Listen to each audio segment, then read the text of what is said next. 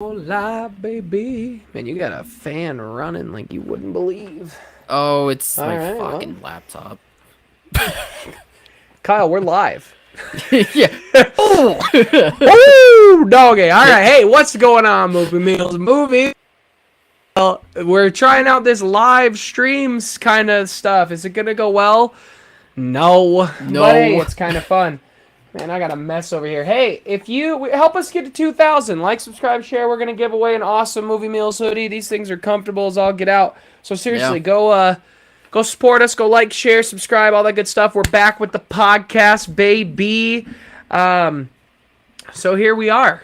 Uh, we got lots of news on the docket today. So Kyle, why don't you take us away? What are we starting with here? Do we want to start with the big stuff or do we want to Little tease that stuff, at the little stuff, tail little end? stuff, Little stuff little first. stuff. All right, then I say let's get started with a topic that you were just so hyped to talk about. I couldn't believe how Me? excited you were. Yeah, you. I It was tend to be crazy. an excited guy.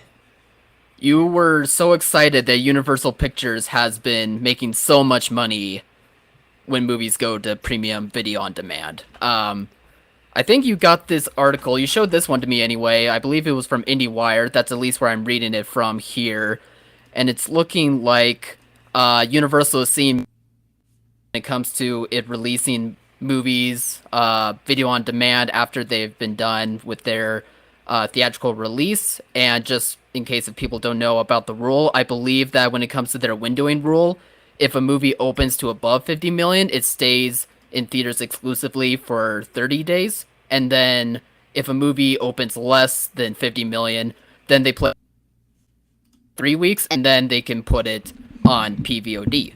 So I believe that right now in revenue since the pandemic, they've been making around 3.5 billion in terms of movies going to premium video on demand. So yeah, Alex, you showed me this. You seemed like you were really pumped about it. Man, I barely remember that. I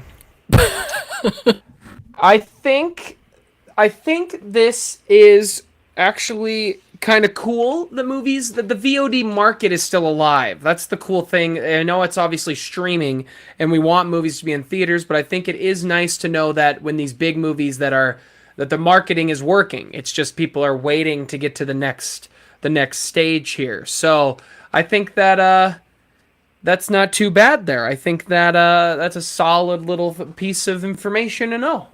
But then again, you said it was Paramount, right? Is this Paramount streaming service? No, this is Universal. So Universal Universal. My bad. My bad. My Universal bad. Pictures. Some of this could be from streaming on Peacock. I think it also means that they put them on VOD platforms like iTunes or anywhere else where you have to pay to see the movie. So when they cost like, I don't know, $20 or something like that for you to rent it or buy it immediately after a theatrical Gotcha. release. Gotcha. Yeah, I think it's cool that people are paying attention to what's actually coming out. You got any thoughts? Yeah, no, I agree with that. It's not a surprise to me either. I think that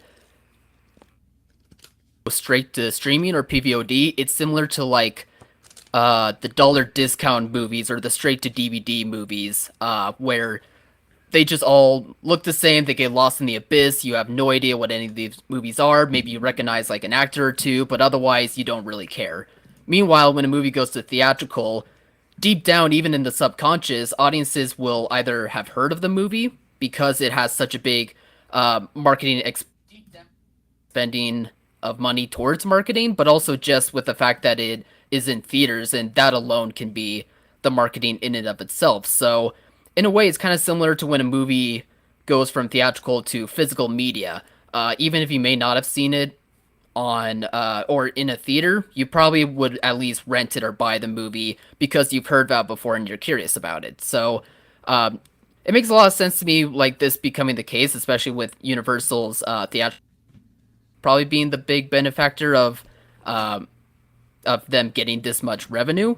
But I do know at the same time, at least from what I've seen, that movies such as Fast X or Super Mario Bros. Are not necessarily following the rule that Universal has set with the theaters. Yeah. It seemed like with Fast X, they released it really early and they didn't abide to the rule of if it makes over 50 million, then you get theatrical exclusivity um, on those for the 30 days. It seems like that they really rushed for it to go to PVOD for like the 3 week after the 3 week period, even though that shouldn't have been the rule. So for that, I'm a bit disappointed. Still does better and not screwing over the rule, or at the very least talking to theaters and making sure that new windowing deals are done. But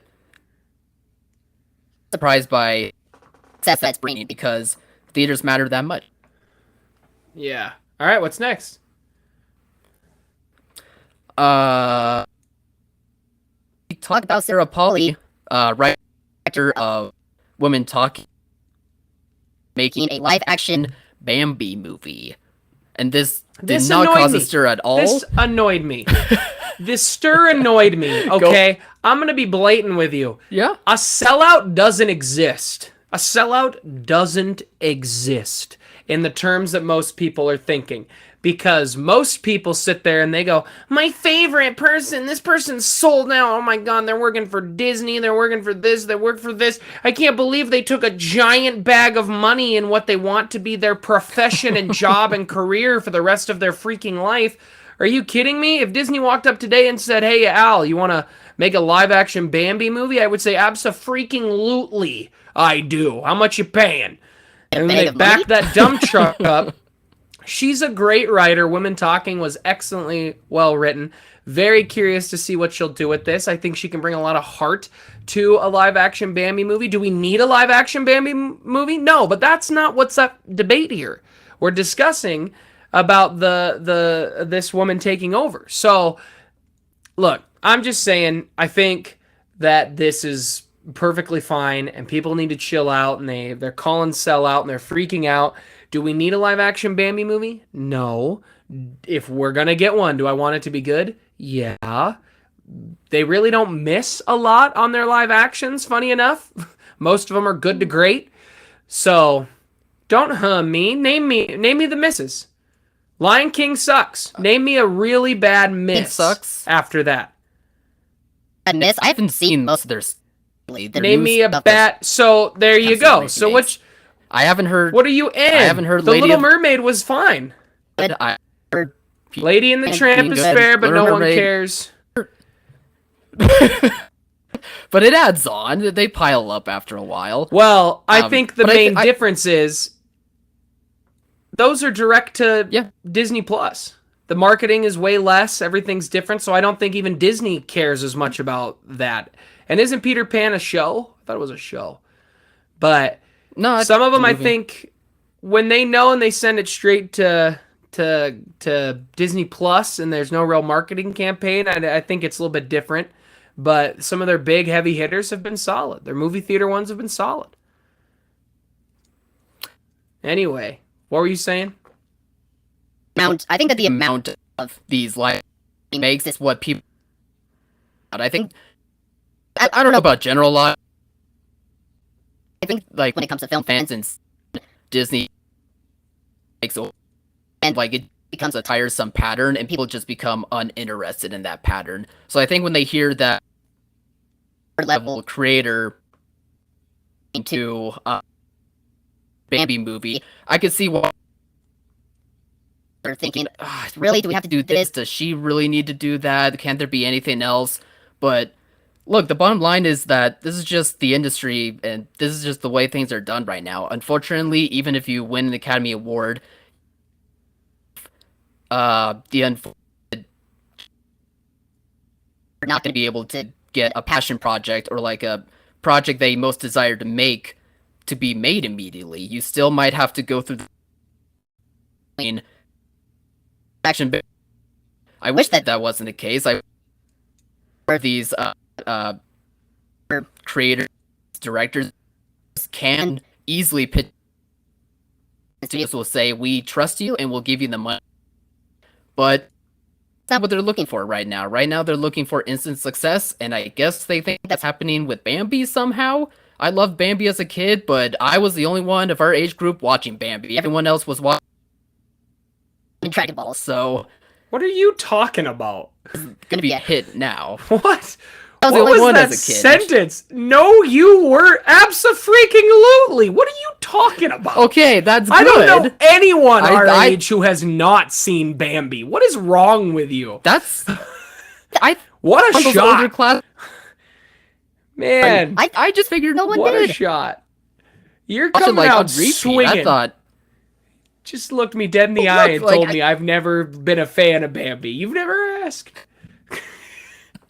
okay, What the heck? but I the only one. Comment below if anyone else. Here is now. Hey, but this trend that's though. just what we're No, living. you go ahead. I'm This just wrapping up. trend has been going on for over 10 years. Christopher Nolan said it in 2008 or 2005. He said, "Oh, how do I make my independent, really great big budget movies? I go make 3 Batman movies." And you know what we got was 3 great Batman movies. I think it's unfair to not assume that an Academy Award winning writer is going to make something great. She probably is, or nominated. Can't remember. I don't think Woman Talking won. I think it was Everything. Or something else. She did win. Okay, that's right. It was for adapted screenplay. So yeah, let's see what she can do. She might make an Oscar-worthy Bambi film. I don't know. I haven't seen it yet. So look, if she goes on to make a really good Bambi movie, and then she gets an option to do whatever she wants after that, I think that sounds great. Sometimes you got to play ball. That's how these studios work. You got to play ball a little bit. She's not a sellout. Go get the bag, girl. You kidding me? A woman getting an incredible opportunity with a giant company and getting that bag and that money? Abso-freaking-lutely. I'm all here for it. So yeah, I think it's great. I'm totally on this. It's a tough industry in any way that money, like, you absolutely need to take that chance and do it. With that, I think it's silly to take shots at the industry. Really tight gripping, create passion. They can't. Like, that's just support those over. All right, what's new next? Bambi movie if you want to. Speaking of talented creators, get any projects done. Toro was talking about in an interview recently how he's been trying to pitch like 5 by studios the past couple of months. He also meant he's thinking about the animation world. Seems to be the rest of his, which is cool because I clearly has a path that he well, and he's been coming out with a lot of great stuff. So Alex, what do you think of those 2 things? I think the idea that Guillermo del Toro can't make whatever he wants is freaking absurd. I think if a studio comes in, like, you're getting success. Pinocchio was a pretty big success in terms of critic response. I mean, obviously, we don't know what the success of the viewers are being on Netflix, but when you look at the fish movie, Under the Sea. Why can't I think of the name of it? Shape of Water. That's what it is. Let's see. Yep, Shape of Water. Let's see what it made at the box office. Because obviously it had massive critical success, but was it a financial success? Is that what's keeping studios at bay? Because Hollywood's a "what have you done for me lately?" This says it made just barely under $200 million worldwide. Doesn't tell me the budget, which is annoying. I don't like that they've taken away the budget. For how good he is, exactly make like big money for them. I'm with the Hellboy movies. There wasn't a third one because we weren't seeing the type of 2 ones. That's why they did without him, and clearly that did really well for themselves. God, I'm gonna tell you this: Shape of Water says it cost $20 million to make, and it made almost $200 million. If I'm a studio, how am I not looking at that and saying that's gangbusters? Are you kidding me? That's phenomenal. That's a huge increase in your profit. I know. So I think that's dumb that he can't go make whatever he wants.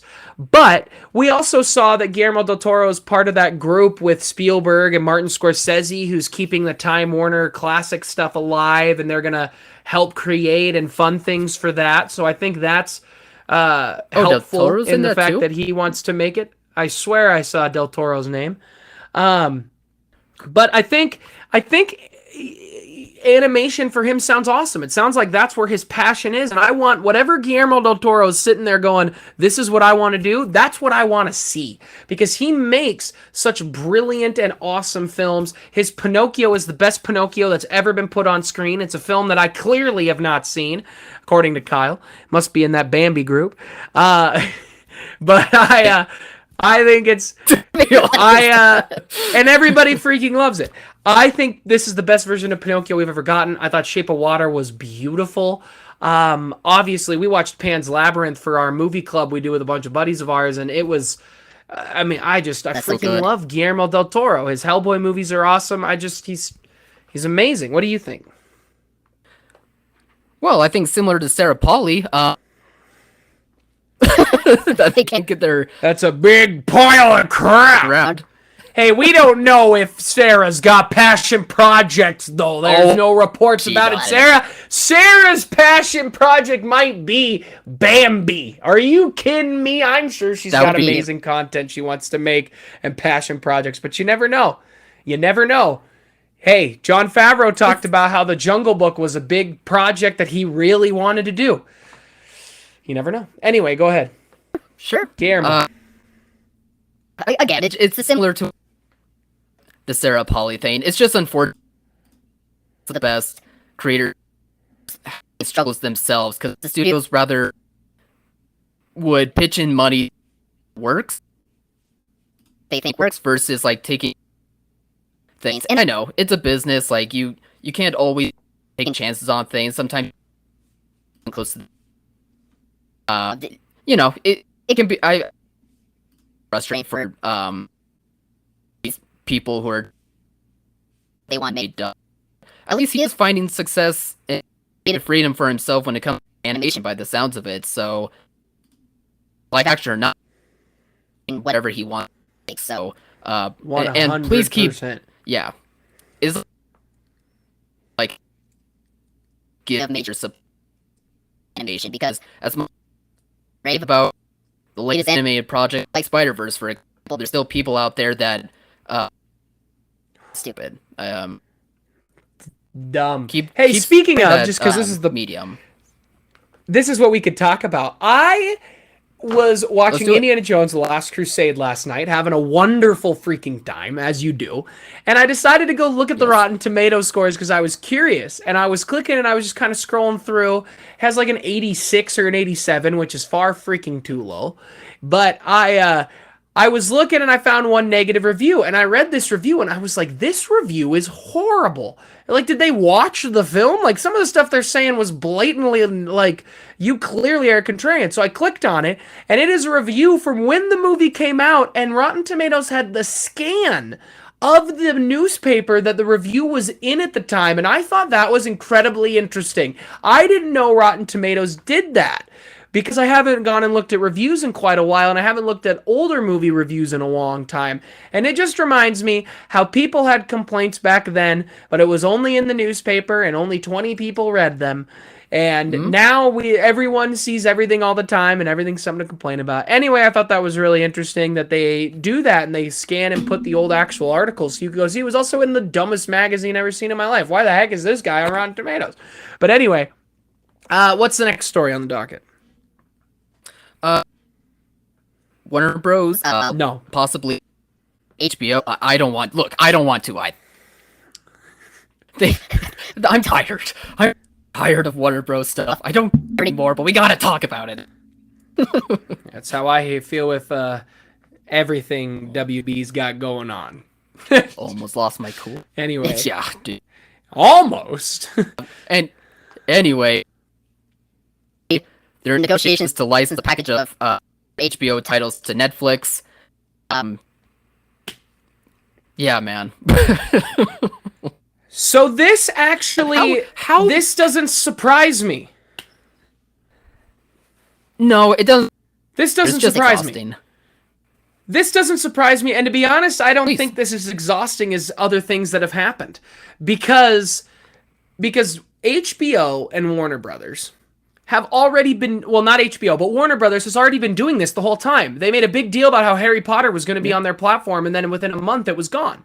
They have always been licensing off licensing off specific on streaming content is interesting when it's a brand like HBO, because in our brains, HBO is a streaming platform, when in reality, HBO was just a channel that used to be on cable that you paid extra for. And it was supposed to be their higher quality premium adult content.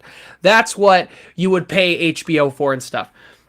So in our brains now, we think it's only streaming. So it makes a lot of sense, actually, that they would take older stuff that maybe isn't doing well. Maybe they're looking at, and it's shows I don't care about as a big fan of HBO.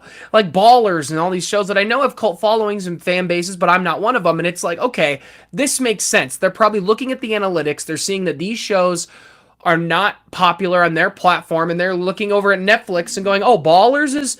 Look, they just had an incredible sports documentary. Look at the sports stuff they're putting out. Let's go put Ballers over there and make a little bit of money back. I actually think this is a decently smart move. Where you lose me here is when Game of Thrones goes somewhere else. Is when these super, super high-end, massive shows go somewhere else. But honestly, I think we could see other streaming platforms do this too. I think Netflix at some point might look to be like, hey, let's move this thing over. But who knows? Anyway, what are your thoughts? Yeah, to be honest, at the beginning of this segment, I do agree with you.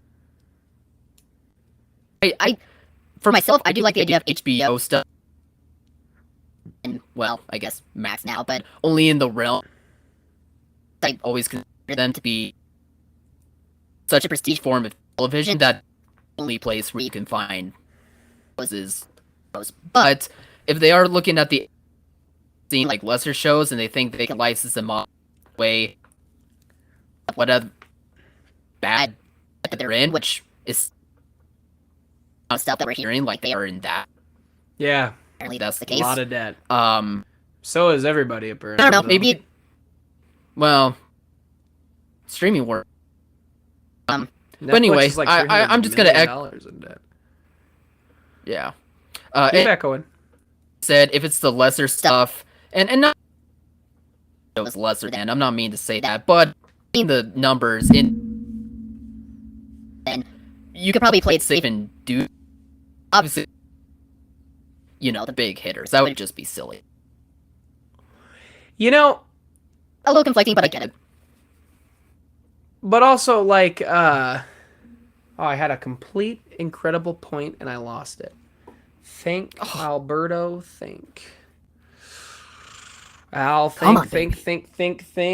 If anyone's in the chat, put it in there. What was I thinking? HBO? Yeah. Oh, HBO's got some crappy content, though. Let's not forget that they're not incredibly premium. They are the best. They constantly put out the most consistent best. But Euphoria, Idol, half the other shows I've never heard of. So, yeah. By the way, but I've been the Idol right now. I guess it's 5 episodes instead of 6 for episodes. So when they're like, "Hey, last episode is on today or yesterday or whatever," but you promised us it was 6, even though like weeks ago the same people were like, "I'm not gonna watch this." So people are watching the Idol. Apparently. Why? Garbage television. Yeah, I'm seriously, man. All right, what's next on the docket? I'm done with this. That can be a lot. Let's get out of here then. Oh my God! Let's get out of here. Or Comic me. No studios are coming to Comic-Con? Sound the alarms! Sound the alarms! They've never done it before! They do it all the freaking time. It's gone on for 10 plus years. Literally all the time. And then they come back and they're like, we're back at Comic-Con! Everybody's like, let's go! And then they're like, oh, wait a minute. We're out of here because we have nothing to show you. Let's get out of town. Disney started their own giant thing, Kyle. Disney, there's a writer's strike. Disney has D23. They literally have a convention like Comic-Con to celebrate themselves. Mm-hmm. Same with Star Wars Celebration. Soon we're going to get WB 23 times 2. We're better than you. Like, that's what we're going to get from Zazzy Boy at some point. Universal's going to be like, we've got family. We don't need no Comic-Con. Are you kidding me? Anyway, what are your thoughts about everybody not being there? I just had to laugh about everyone reacting to that. Like, again, like you were saying, this is where we've had this in the past years where some studios just don't show up. They barely make a dent to be. Well, okay, so there's not like entertainment type stuff, but there's still comic stuff you can go to. There's cool stuff at Comic-Con. People just got lost sight, focused on big studios and like what their projects are. They want all the screeners and stuff like that when at Comic-Con too. So I don't know to begin with, but if you're gonna go, maybe there'll be less people and you can, get in lines better to sign your comics from some of your favorite artists. So I'm happy for those fans at least, but I just thought it was silly. Over when the strike probably come back, DC will be there too. It sounds like they're not going to be out of. They've got Aquaman footage just sitting there, ready to go. Probably. And Blue Beetle. God, I'm so happy they're rebooting. I got out of The Flash and my thought was, I'm over it. I'm over everything. I don't care about Blue Beetle, even though it looks good. I don't care about Aquaman. I'm ready to reset the whole thing. Anyway, hey, in the live chat, sucked. Sucked is this comment. Hey, we sucked, suck. I'm a big fan of you. No, that's the name. That's their name. Suck. Oh, we said they canceled their HBO Max. And to be honest, that's a great question here. What have you canceled, pal? Have you been canceling anything? I just downgraded D+.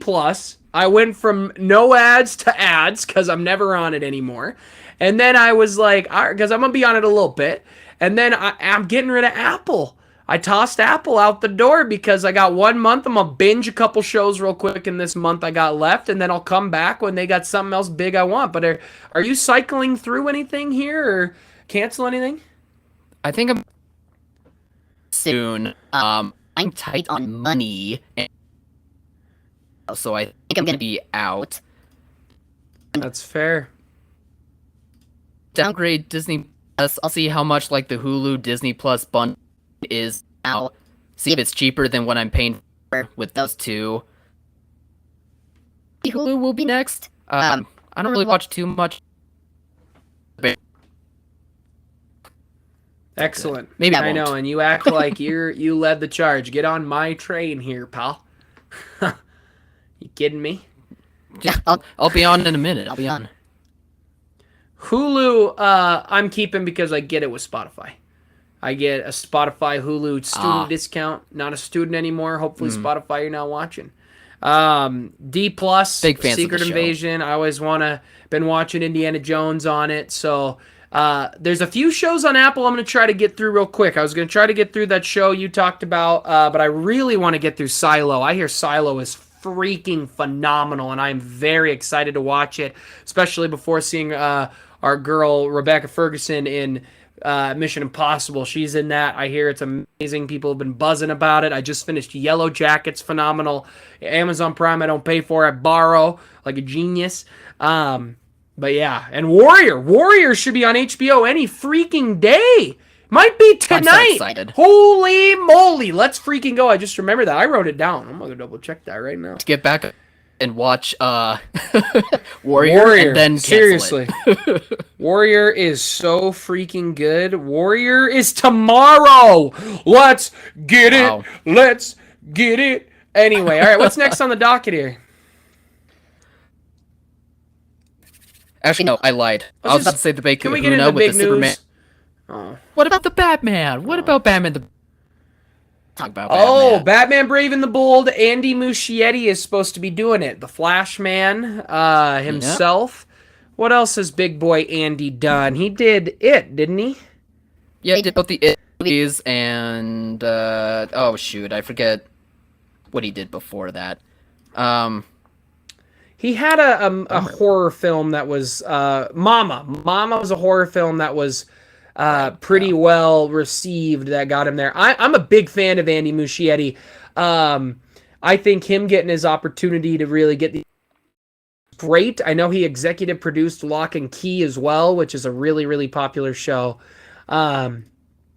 But In terms of directing, now Mama I have not seen. I've wanted to see it, but I think the first it is maybe one of the best horror movies ever made. I think the second one is very good, but not as good. And the Yeah, it's a Flash, downgrade. the Flash, the biggest problem with me is I just saw it. The problem with the Flash, I don't think is him, to be honest. I think there's a lot that went into this movie. Obviously, I mean, this movie's been in development hell for literally 10 years. I mean, they had writers, they got rid of those writers, they got new writers, they got rid of those writers. Ezra Miller was like, I'm gonna write it. He writes a Flashpoint movie. They keep switching directors. They bring on Andy Muschietti, and he's happy to do it. I thought The Flash is okay. It's not the worst superhero movie I've ever seen. I mean, they've still put out the first Suicide Squad, so I mean, I'll take this over that Suicide Squad any day. There were parts of this Flash I really liked. The humor wasn't what I liked, but again, Andy Muschietti didn't write this film. He just directed it, and for some of the things he directed, it worked. The CGI for the Flash, I don't think is on him. I think WB at some point stood their ground and said, here's your budget. We're going to be doing a lot of stuff that people are going to hate us for because we're broke.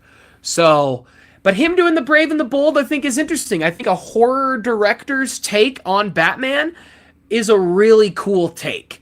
And I'm not going to blame Andy Muschietti on what have you done for me lately. I'm going to look at his entire filmography, because outside of The Flash, which I think is maybe not a miss, but it's like maybe a foul ball. Like we hit it, but we didn't get it in play. So I think this is fine. I think Brave and the Bold is going to be a real big swing. When this is the first introduction to Robin we're getting as mainstream media since George Clooney had the mantle. I think that this is that's interesting, but I think a horror director taking it is great. I'm glad that Matt Reeves gets to finish his trilogy and it's a separate Elseworlds thing and not connected, and I don't think audiences are going to get confused whatsoever. I'm real curious who Batman will be. I know everybody wants Jason Eccles. I hope they go unknown. But what are your thoughts here? Yeah, I for the Flash. And I was pleasantly surprised by my enjoyment of Flash because I just didn't get a vibe from the trailer that I really would. But I wouldn't say like it's necessarily that. I would say like it's fine. Like you're not gonna be see you might have a good time. But I also don't fault him on that. Some of the directing and some of the choices between and the Flash were some cool stuff, but the visual also kind of failed on some of those aspects as well, for sure. So I think when it comes to this announcement, it might some people just because they hope a different name and not the Flash when it was kind of underwhelming for people. But I do like him as a director, and I'm comfortable with the choice. I'm really curious what he'll do with how different it'll look while the Batman from Matt Reeves go by side by how it seems. So let's give him a chance. I thought what he did with some of the Batman movie was kind of cool too. So he might have some more pieces for that character. So let's get to the big news. Let's get to Superman. Why? Did something? Yes. And it didn't go the way it should have. Superman Legacy has been cast. Mm-hmm. We got Superman. We got our Lois Lane. For Superman, it's been given to David Cornsweet, and for Lois Lane, the role has been given to Rachel McAdams. David Cornsweet, people might have seen recently from Pearl, and I think he's been on some other shows like The Politician and Hollywood, I think are the two. And then Rachel Brosnahan, I think a lot of people have seen The Marvelous Mrs. Maisel, which obviously she's fantastic in. So Alex, we've talked about these castings before, but what do you think about them now that they've finally been official? I don't know David Cornsweet. Okay, don't know him. He looks like a Superman, but I don't know him. I can't speak on him. I'm looking at a picture of him right now. He looks like he's got the physique, looks like he's got the chiseled line you need. Um, for Rachel, I mean, I'm really happy for him. I'm happy he's getting this opportunity. Rachel Brosnahan, I'm overjoyed with. All three of the women that were in contention, I would have been overjoyed with. The thing that makes me think, which makes me a little hesitant about the movie even more so. What? Look, I think James Gunn made an amazing first Guardians, a brutally overrated first Guardians. I keep seeing people saying it's hated. I rarely see people talk bad about it. I think Guardians 3 is phenomenal. I think what he does when James Gunn is on his game, his humor doesn't undercut the serious moments. I am nervous for Superman. I'm nervous we're going to get a dumb Superman who acts like Thor in the first movie. Rachel Brosnahan is incredibly funny. She's a funny and very well comedic timing actress. I think she got the role because she probably was the best at nailing the humor. That's my guess. And that's actually what my guess is probably going to be with David as well, is that they both are able to nail the humor the most. Thank you, Max. My cat is agreeing. So Yeah, apparently. I'm a little hesitant with going into the film. I want to see footage. I want to see what James Gunn's going to bring. I think James Gunn can put out a really good product. But I don't...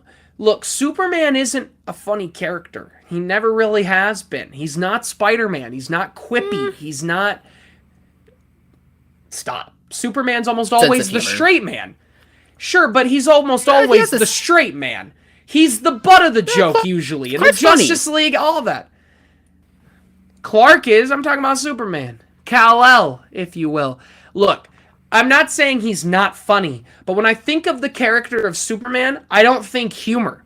Like, I don't think it's this massively tied in humor. Like, I don't want him to be Star-Lord. I don't want him to have this sarcastic banter back and forth constantly. And I think if that's what's going to happen in the movie, it's going to be a letdown. I think if Rachel Brosnahan is the one doing it back with him and she's the instigator of the humor, that's what it'll work. But I look, for the actors, I'm happy. I'm curious what James Gunn's going to do. This movie doesn't come out till 2025, which is a bummer because I'm ready for this DCU to be built up. Dude, you're fine. What are you whining about? Where the heck even are you? Anyway, now he's just pushing it. What are your thoughts? What are your thoughts? Yeah, well, like you, with David Corbett's work, Pearl, but Mia Goth running everyone that when it came to him, I just he's really fine. Noticed. He's good. He just doesn't have a big range in the movie. He's exactly. One shtick in the movie, and that makes sense. It's what it's. Yeah, it's what it should be for. Yeah. The movie was about her, not like I just didn't get any vibe off of him. The look is the Superman look. I think they did a great job with finding a guy that can look like Superman. And it seems like, I'm sure the physique, they might bulk him up a bit more, but honestly, like, I'm not too... Who knows? Like, these built all the time. Rachel Brosnahan, I think and I think for a lot of people, this is just such a win in terms of casting. I think this is a really great choice. And I like the other choice too, but for her, I think it's just really... Yeah, and she's a terrific actress. Well, I'm really excited to see how they play off of each other. The James Gunn thing, I'm kind of raking on a bit when it comes to the views on Guardians and with the comedy. I do get it. I do. Myself, I wouldn't see James Gunn as a fit for Superman, but for me, of like an emotion, like what was done throughout the Guardians movies necessarily, but if you can nail down depressing and like, not depressing, but just, give me an emotional story attachment to the characters, I think we can be okay. Felt a little bit more comfortable after seeing Guardians 3 and being like, oh, if he there, then I can enjoy this movie with him in charge. We'll see about that. I can't remember now. Interview on Michael Rosenbaum's pod, like he just about Superman that I feel like we could be in hands, but yeah. Yeah, I could just be trying to be optimistic, like Superman, and I really want this movie to work. But it was a good interview anyway. I haven't checked that out yet. Go watch the full thing. But I haven't seen the full thing, but I've seen a lot of I think the clips. castings. Yeah, I think it's Sure. really good I'm sure casting. all over the It's internet. amazing casting. It's amazing talent. The question about Superman is James Gunn going to deliver something different? And I really hope he does. You can be your style and be different, and I want that for James Gunn. Anyway, is there anything else, or is that the last thing? Two things. The Superman thing by mentioning on top of like the mistakes when it comes to characters, and I also that Metropolis feels like lived in. That it feels like a city of tomorrow, almost kind of futuristic, like I've seen in comic shows, but backdrop. Like that's the one thing that is kind of annoying with movies. Scenes don't really feel lived in; they just backdrops, and I just want I don't know, like I can feel the, you know what I mean? I kind of want that, kind of like what I felt with the Batman. Flash. I thought the city Oh, Gotham, I think, with like the Batman movie, at making the city feel alive, and I just feel that way too. sure. I got no thoughts on that. Make a good movie for all I care. I don't care how the city looks. Make Grant Gustin the Flash. Let the guy move Got on. one more thing? It's been 10 years. He's worked his heart out. One fine, Alexander Skarsgård and Bill Skarsgård might be up for the role of yeah. You like those? Get out of here, I like Nicholas those. Holt. Get out of here, Nicholas Holt. You don't belong, apparently. You can't get a big movie break, even though he's been in great movies. Nicholas Holt would be a great Lex Luthor. I think either you look, the Skarsgård is a big family. Go get Daddy Skarsgård for all I care. He'd be phenomenal. They're an incredibly talented family. I mean, I'm thinking the last time I've seen both Skarsgård boys, John Wick 4 and Succession, and they both play Lex Luthor-esque, somewhat evil villain type characters, and I'm like, all right, they can do it. I'm here for it. Add the brains behind it, it'd be great.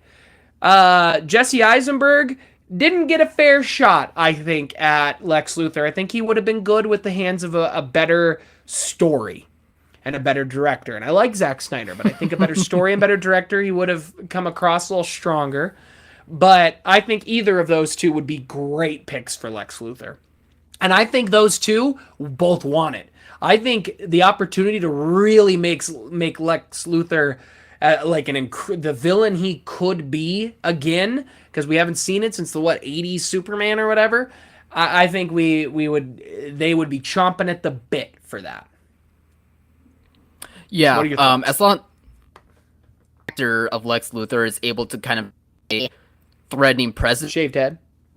with the big set that Superman had, I'm all for it. And I think or Nick, he ends up totally fine.